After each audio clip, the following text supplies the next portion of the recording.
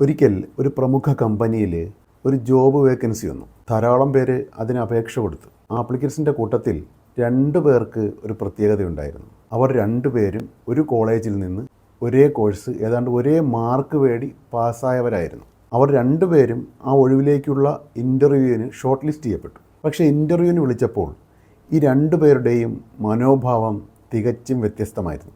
ആദ്യത്തെ ആളുടെ ചിന്ത ഇങ്ങനെയായിരുന്നു: എന്തായാലും ഈ ഒരു ഒഴിവിലേക്ക് ധാരാളം പേർ അപേക്ഷിച്ചിട്ടുണ്ടാകും. എന്തോ ഒരു ഭാഗ്യത്തിനാണ് ഈ ഇൻ്റർവ്യൂ വരെയെങ്കിലും എത്തിയത്. ഈ ഷോർട്ട് ലിസ്റ്റ് ചെയ്യപ്പെട്ടവരിൽ എന്നേക്കാൾ കഴിവുള്ള ഒരുപാട് പേരുണ്ടാകും. ഇനി നല്ല ഭാഗ്യമുണ്ടെങ്കിൽ മാത്രമേ ഈ ഇൻ്റർവ്യൂ ഒന്ന് കടന്നു കിട്ടാൻ പറ്റൂ. ഇൻ്റർവ്യൂവിനെ അഭിമുഖീകരിക്കുമ്പോഴും അയാളിൽ ആ ആത്മവിശ്വാസക്കുറവ് പ്രകടമായിരുന്നു. തൻ്റെ കഴിവുകൾ അവിടെ പറയുന്നതിന് പകരം താനൊരു സാധുവാണ്, അതുകൊണ്ട് എങ്ങനെയെങ്കിലും തന്നെ പരിഗണിക്കണം എന്ന രീതിയിലാണ് അയാൾ ആ ഇൻ്റർവ്യൂവിനെ ഫേസ് ചെയ്തത്. അയാളുടെ ശരീരഭാഷയിലൂടെ ആ ഇൻ്റർവ്യൂ ബോർഡിന് അത് മനസ്സിലാകുന്നുമുണ്ടായിരുന്നു. എത്രയാണ് സാലറി പ്രതീക്ഷിക്കുന്നതെന്ന് ചോദിച്ചപ്പോൾ വളരെ താഴ്ത്തിയാണ് അയാൾ അതിന് മറുപടി പറഞ്ഞത്. എന്നാൽ അതേ ക്വാളിഫിക്കേഷനുള്ള രണ്ടാമത്തെ വ്യക്തിയുടെ ചിന്ത തികച്ചും വ്യത്യസ്തമായിരുന്നു. എൻ്റെ ക്വാളിഫിക്കേഷൻ അനുസരിച്ചുള്ള ഒരു മികച്ച ജോലിയാണിത്.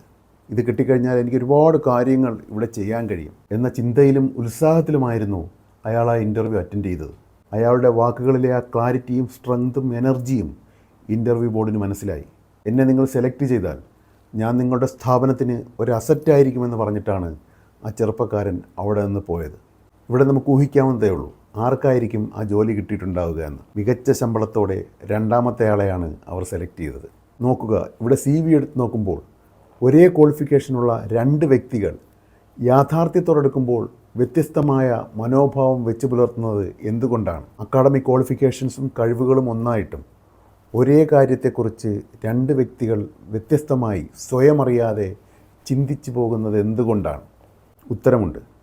അവരുടെ മനസ്സിനെയും ചിന്തകളെയും അവരറിയാതെ സ്വാധീനിക്കത്തക്ക വിധത്തിൽ അവരുടെ ഉള്ളിൻ്റെ ഉള്ളിൽ ഒരു സംവിധാനം വ്യത്യാസപ്പെട്ടിരിക്കുന്നത് കൊണ്ടാണത്. ആ സംവിധാനമാണ് അവരുടെ സെൽഫ് ഇമേജ് എന്ന് പറഞ്ഞാൽ നമ്മളെക്കുറിച്ച് നമ്മൾ തന്നെ സ്വയം കാണുന്ന ചിത്രം എന്നാണ്. നമ്മളെങ്ങനെ കാണുന്നു എന്നാണ്. നമ്മുടെ ഉള്ളിൻ്റെ ഉള്ളിലുള്ള നമ്മളെക്കുറിച്ചുള്ള യഥാർത്ഥ വിശ്വാസമാണ്.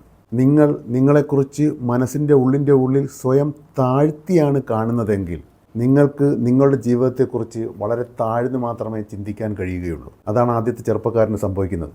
ആ താഴ്ന്ന ചിന്തകൾ താഴ്ന്ന തരത്തിലുള്ള ജീവിത സാഹചര്യങ്ങളെ ആകർഷിപ്പിക്കും. കുറഞ്ഞ ശമ്പളത്തിലുള്ള ജോലി, മോശപ്പെട്ട ജോലി സ്ഥലം, ചുറ്റും മോശം സ്വഭാവമുള്ള ആളുകൾ, കയ്യിൽ പൈസ നിൽക്കാതിരിക്കൽ, മാറാത്ത അസുഖങ്ങൾ, ഇവയൊക്കെ വരുന്നത് നിങ്ങളെക്കുറിച്ച് സ്വയം ഇടിച്ച് താഴ്ത്തി ചിന്തിക്കുന്നത് കൊണ്ടാണ്. നമ്മളിങ്ങനെ നമ്മളെക്കുറിച്ച് സ്വയം ഇടിച്ച് താഴ്ത്തിയാണ് വിശ്വസിച്ചിരിക്കുന്നത് എന്ന് പലപ്പോഴും നമ്മൾ തിരിച്ചറിയണമെന്നില്ല.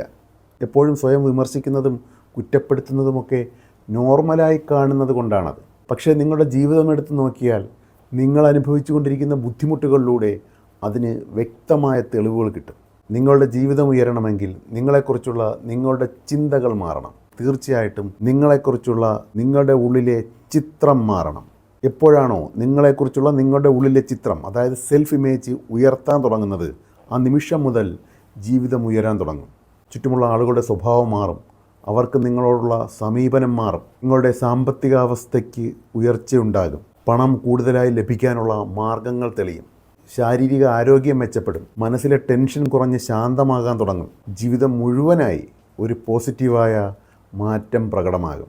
ഇവിടെ നമ്മൾ മനസ്സിലാക്കാനുള്ള ഒരു പ്രത്യേക പോയിൻ്റ് എന്നത് നമ്മുടെ ഈ സെൽഫ് ഇമേജിൻ്റെ അടിസ്ഥാനത്തിലാണ് നമ്മുടെ കാന്തശക്തി നിശ്ചയിക്കപ്പെടുന്നത്.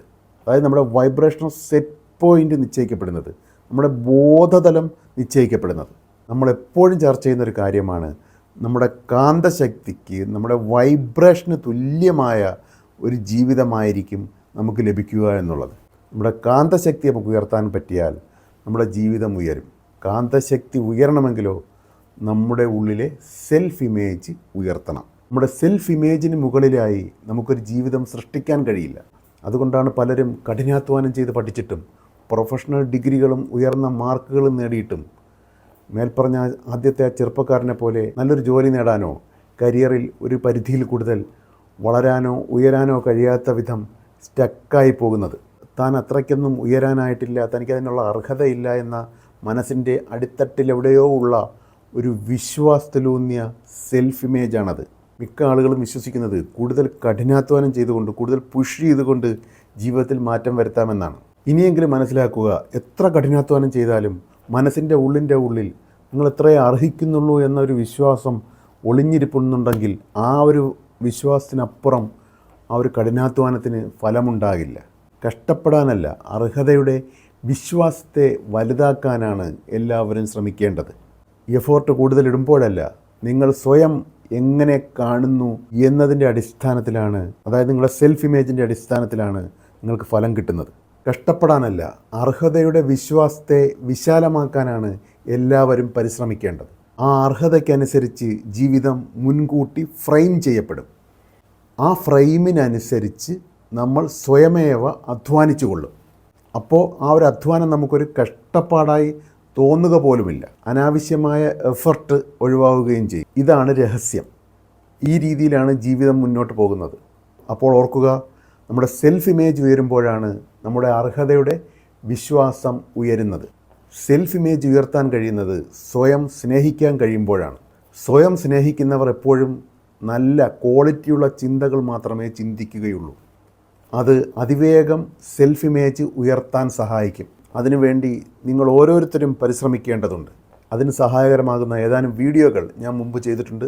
അതെല്ലാം ഉപയോഗപ്പെടുത്തുക. അതുപോലെ നിങ്ങളുടെ സെൽഫ് ഇമേജ് ഉയർത്താൻ നിങ്ങളെ പ്രാപ്തമാക്കുന്ന ഒരു മികച്ച ഗൈഡൻസ് പ്രോഗ്രാം ഞാൻ ഒരുക്കുന്നുണ്ട്. ഈ ഓഗസ്റ്റ് 5-ന് ആരംഭിക്കുന്ന 3 ദിവസത്തെ സെൽഫ് ലവ് വർക്ക്ഷോപ്പിലൂടെ അവിടെ നിങ്ങളുടെ സെൽഫ് ഇമേജ് താഴ്ന്നു പോകുന്ന ശീലങ്ങളെ മാറ്റാനും വിശാലമായ ഒരു അർഹതയുടെ വിശ്വാസത്തെ മനസ്സിൻ്റെ അടിത്തട്ടിൽ ഉറപ്പിക്കാനും നിങ്ങളെ പരിശീലിപ്പിക്കുകയാണ്. നിങ്ങളെല്ലാവരും അതിൽ ജോയിൻ ചെയ്യണമെന്നാണ് ഞാൻ ആഗ്രഹിക്കുന്നത്. ഒരു പ്രീമിയം കോഴ്സാണെങ്കിലും എല്ലാവർക്കും ജോയിൻ ചെയ്യാൻ കഴിയുന്ന തരത്തിലുള്ള സംവിധാനമാണ് ഒരുക്കിയിരിക്കുന്നത്. എല്ലാവരും താഴെ കാണുന്ന നമ്പറിൽ ഇന്ന് തന്നെ കോൺടാക്റ്റ് ചെയ്യുക. നിങ്ങളുടെ സീറ്റുകൾ മുൻകൂട്ടി ബുക്ക് ചെയ്യുക. എല്ലാവർക്കും നന്മകൾ നേരുന്നു. Thank you so much.